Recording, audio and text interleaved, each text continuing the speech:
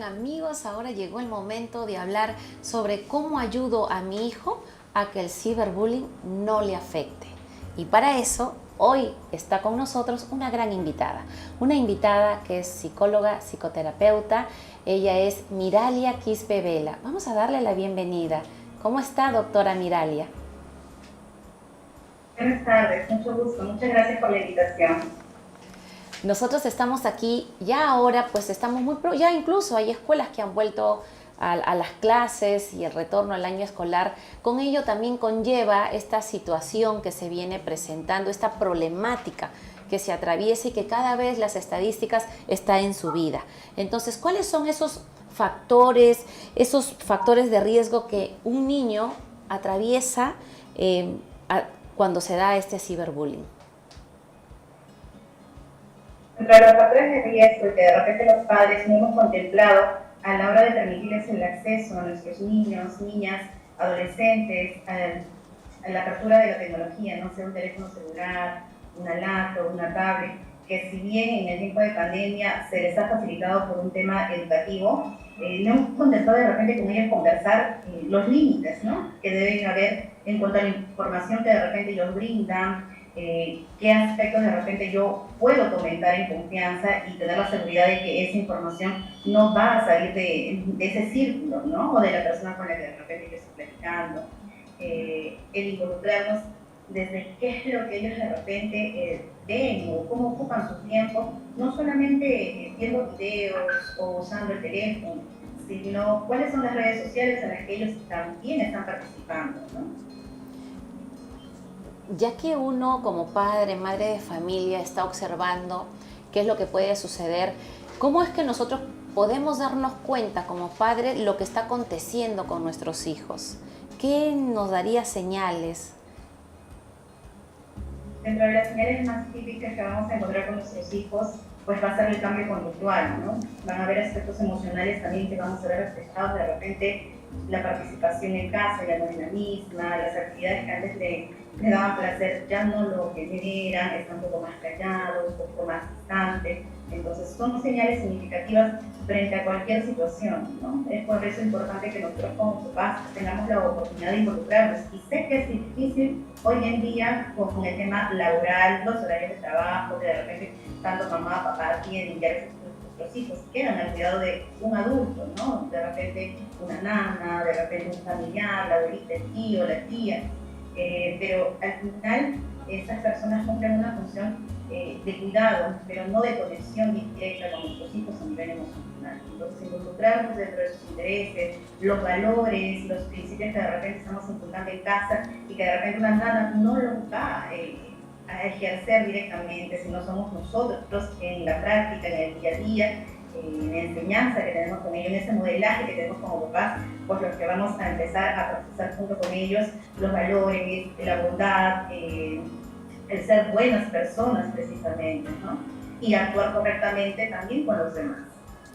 Miralia, no se trata de pedir de repente un tic o pedir un consejo, sino qué sería lo mejor que podríamos hacer los padres de familia para evitar que nuestro hijo o nuestra hija se convierta en un víctima o que él sea el agresor. Así es. Y nuestros pequeños o nuestros niños pueden ser tanto víctimas de ciberbullying o del bullying, como también podrían ser los agresores, ¿no?, como menciono.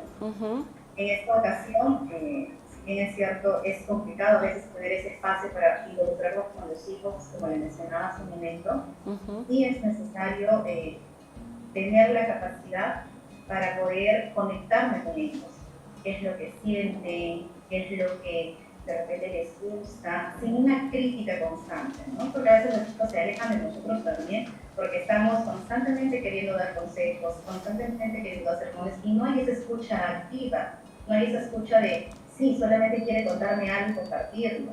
Entonces, involucrarnos con nuestros hijos es crucial, interesarnos por las cosas que están realizando es importante. Si yo veo un cambio conductual, he de acercarme. Si veo un cambio emocional, trato de indagar sin invadir su espacio, trato de indagar y que tenga confianza de contarme qué es lo que está pasando, ¿no? Si es que hay algo que no le gusta, si es que hay una situación en específico que le incomoda. Y si se da la situación de que confirmo que mi hijo está siendo víctima de ciberbullying, pues también ser un agente activo, ¿no? No simplemente con decirle, bueno, ya va a pasar, ignorar de repente en ese momento la petición de ayuda de mi hijo o de mi hija no va a ayudar mucho, porque estoy de alguna manera minimizando la preocupación y el problema. Es de prestar atención sin alarmas de repente, en el sentido de ir de una manera brusca a buscar soluciones, pero sí de actuar junto con nuestro hijo y con de repente con la escuela y con los padres y las personas que yo logro identificar que está siendo el agresor de mi hijo o de mi hija, pues para poder intervenir y hacer que de alguna manera esta situación pare. Si bien es cierto, frente al ciberbullying, una de lo que espera del agresor es que uno responda, que uno de repente actúe, ¿no? Y con más intención seguir haciéndolo. Entonces muchas veces bloquear, ignorar estas amenazas o ello sí es requerido, porque mientras más atención le preste, pues refuerzo más esa conducta. Sin embargo, yo identificando de dónde proviene, hemos de actuar, porque no solo se trata de intervenir en el problema, ¿no? Cuando ya está, sino también hemos de ir previniendo situaciones como estas, como lo que mencionaba anteriormente. Involucremos con nuestros hijos, los valores, los principios que de repente estamos generando en el hogar. Somos el modelo de ellos y frente a lo que yo deseo que mi hijo sea aquí a unos años, o cuáles sean sus valores o conductas, yo también voy a ir mejorando o teniendo aspectos conductuales y morales pues de la misma índole. Claro, lo que se busca también, y es que no es que tiene que ser una excusa porque vivimos en un mundo tan acelerado y nuestros, como padres, madres, están también en ese tiempo de correr para un lado, para el otro y cumplir con todas las actividades, pero que eso no sea una excusa para decir, bueno, descuido lo que pueda estar pasando mi hija, mi hijo. Y entonces yo lo que te puedo entender es que los tiempos de calidad, no de cantidad, sino de calidad, son los que cobran relevancia en esa dinámica familiar. Ahora, cuando se trata de la escuela, ¿cómo podemos prevenir este acoso de ciberbullying desde las escuelas? Si bien la agente principal en la crianza, en la educación, es la familia, es el hogar, la escuela no está exenta de eso. La escuela también es partícipe en la educación de nuestros hijos, y no solo de un aspecto académico, sino también de un aspecto en valores, en principios y en moral, ¿no? Entonces, nosotros como papás estamos involucrados dentro de las instituciones escolares, pues también somos agentes activos para poder promover la participación en eso, ¿no? En la colaboración, en la solidaridad, en el respeto por las diferencias de cada persona. O sea, cómo es que nosotros nos involucramos con nuestra institución, como papás, cómo promovemos también y cómo la institución puede promover esta participación de una manera activa, ¿no? De que los chicos pues logren también tener esa empatía, esa aceptación con los demás compañeros, ¿no? Ahora, cuando ya desde la escuela estamos tomando acciones, pero igual el niño llega a la casa y nos cuenta y nosotros nos enteramos de que esto está pasando, ¿cómo debemos actuar cuando nos enteramos de que nuestros hijos son víctimas de ciberbullying? Lo que mencionaba anteriormente con respecto a que muchas veces esas provocaciones tienen como expectativa que nuestro hijo o nuestra hija responda, se enoje, y eso hace que de alguna manera el agresor se sienta mucho más motivado a continuar haciéndolo. Nosotros, por ejemplo, tenemos la oportunidad de sí bloquear, reportar también estas cuentas, porque muchas veces pueden ser cuentas de Facebook, cuentas de Instagram o de WhatsApp en las que se empieza a agredir a nuestros hijos.